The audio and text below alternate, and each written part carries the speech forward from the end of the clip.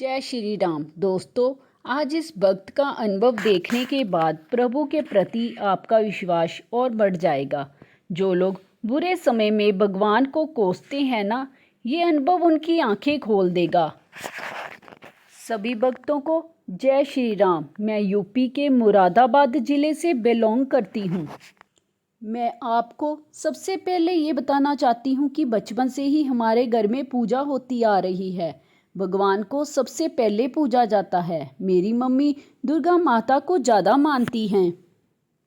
मेरा ऐसा कभी नहीं रहा कि मैं किसी एक भगवान को अपना आराध्य बनाऊं। जहाँ मंदिर दिखता दर्शन कर लेती और सबके लिए आशीर्वाद मांग लेती। मेरा जन्म भी मंगलवार को हुआ है और बीच बीच में बाबा ने मुझे एहसास भी दिलाया कि भक्ति कर। लेकिन बात वही है ना कि हम इतने बड़े कभी नहीं बन पाएंगे कि उनके संकेतों को एकदम से समझ पाएं। वैसे तो मैं हनुमान चालीसा रोज पढ़ती थी, लेकिन सिर्फ एक रूटीन समझकर। कभी आस्था से ये काम कभी नहीं किया और ना ही कभी प्रभु से मैंने कोई कनेक्शन फील किया। पापा के एक पहचान वाले अंकल हैं, वो राम जी को बहुत मानते हैं और हर महीने अयोध्या जाते हैं। तो उन्हें देखकर लगभग 5 से 6 महीने पहले मैंने सोचा कि और भी बहुत से भगवान हैं जो राम जी से ज़्यादा पावरफुल हैं, तो ये इन्हें क्यों मानते हैं। लेकिन ऐसा सोचना मेरी भूल थी। वो दिन था जिस दिन मैंने ऐसा सोचा और उसी दिन से मेरे साथ अलग अलग चीज़ें होनी शुरू हो गई। उसी दिन यूट्यूब पर मुझे एक चैनल दिखा।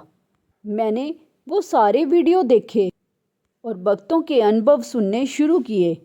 उन्हें सुनकर मेरा विश्वास प्रतिदिन बढ़ता गया और साथ ही मैंने बागेश्वर धाम के महंत पंडित जितेंद्र शास्त्री जी की भी कथाएं सुननी शुरू कर दी।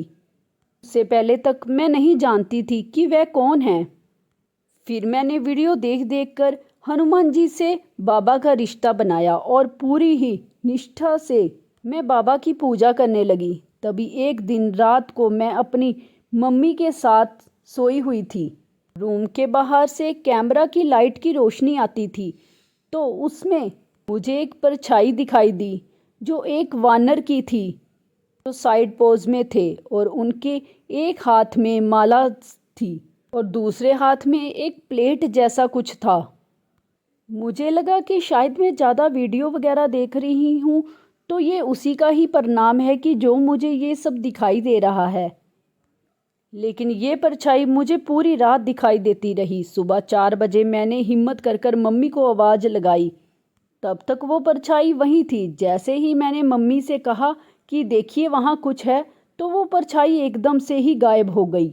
अब सुबह होती है और वो दिन था शनिवार। मैं अपने पूजा के स्थान पर बैठकर पूजा करने लगी।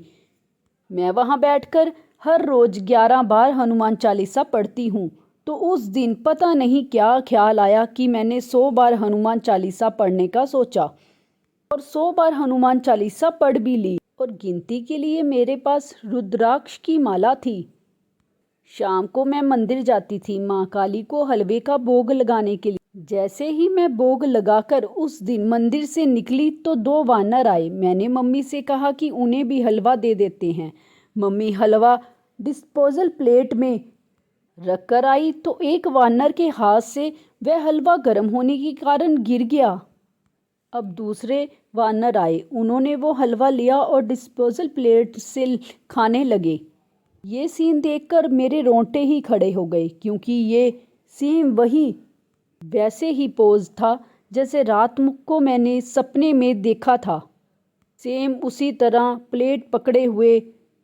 तब मुझे समझ आया कि रात को मेरे बाबा ने मुझे सच में दर्शन दिए और उन्होंने ही मुझे प्रेरणा दी कि मैं हनुमान चालीसा का पाठ 100 बार करूं। क्योंकि सेम वही मोटे मोटे मोती की माला मुझे दिखी थी एक हाथ में और सुबह मैंने वही माला से 100 बार हनुमान चालीसा की गिनती की थी। इस तरह मेरे बाबा पर विश्वास बढ़ता गया। ये मेरे विश्वास की कहानी थी कि कैसे बाबा ने मुझे अपनी तरफ बुलाया। मेरा एक और अनुभव है जो मैं आपके साथ शेयर करना चाहती हूँ। हमारे यहाँ लाइट का कनेक्शन नहीं था, क्योंकि जहाँ हमने घर बनाया है वो न्यू कॉलोनी थी तो वहाँ अभी लाइट नहीं थी। सोलर से ही हम अपना काम चला रहे थे। फिर हमारे घर के पास एक अनाथालय खुला जिसके चलते हुए वहाँ उन्होंने लाइट की सुविधा कराई। तो हमने भी कनेक्शन के लिए अप्लाई किया तो बिजली विभाग वालों ने हमसे ये कहकर कि ये उनका पर्सनल ट्रांसफार्म है 1,20,000 की डिमांड की। ये हमारे लिए किसी तरह से भी पॉसिबल नहीं था। जब भी हम बिजली ऑफिस जाते तो वो हमें टाल देते और नए नए बहाने बनाते। तब मैं बाबा से कहती कि बाबा आप हमारी मदद क्यों नहीं करते, आपको तो सब पता है कि वह लोग बेईमानी कर रहे हैं। लेकिन सब कुछ वैसा ही रहा, हमें कोई रास्ता नहीं मिल रहा था। एक और बात कि हर मंगलवार और शनिवार को लगभग 20 से 25 कापी की वानर सेना हमारे यहाँ ज़रूर आती और मेरी मम्मी उन्हें चना और गुड़ खिलाती। मैं तब भी हाथ जोड़कर यही कहती कि बाबा आप कुछ करते क्यों नहीं। जब दिक्कत ज़्यादा शुरू होने लगी तब हमने मन बनाया कि हम 1,20,000 जमा करेंगे, लेकिन इतनी बड़ी रकम हमसे जमा नहीं हुई। और आप विश्वास नहीं करोगे कि बनते बनते काम ऐसा बना कि वहाँ के अधिकारी ने हमें सामने से बुलाकर कहा कि दोबारा से कनेक्शन अप्लाई करो, अब कोई चार्ज नहीं लेंगे।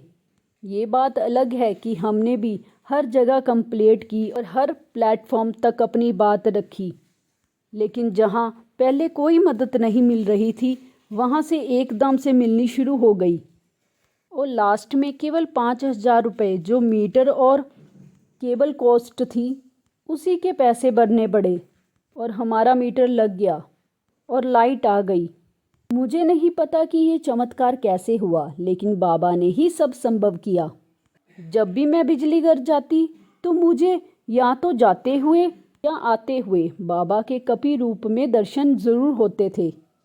और मैं यही सोचती थी कि अगर आप मेरे साथ हो तो मेरा ये काम क्यों नहीं हो रहा। लेकिन कहते हैं ना कि जब हमारे मन का नहीं होता तो बाबा के मन का होता है।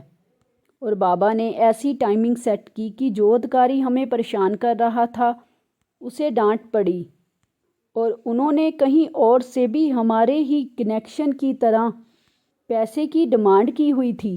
उन लोगों ने भी मीडिया वगैरह को बुलाकर वहाँ बहुत हंगामा किया और एसडीओ सर ने भी इस पूरे प्रक्रिया के लिए खेद जताया। इस तरह सोमवार को मेरे यहाँ मीटर लगा।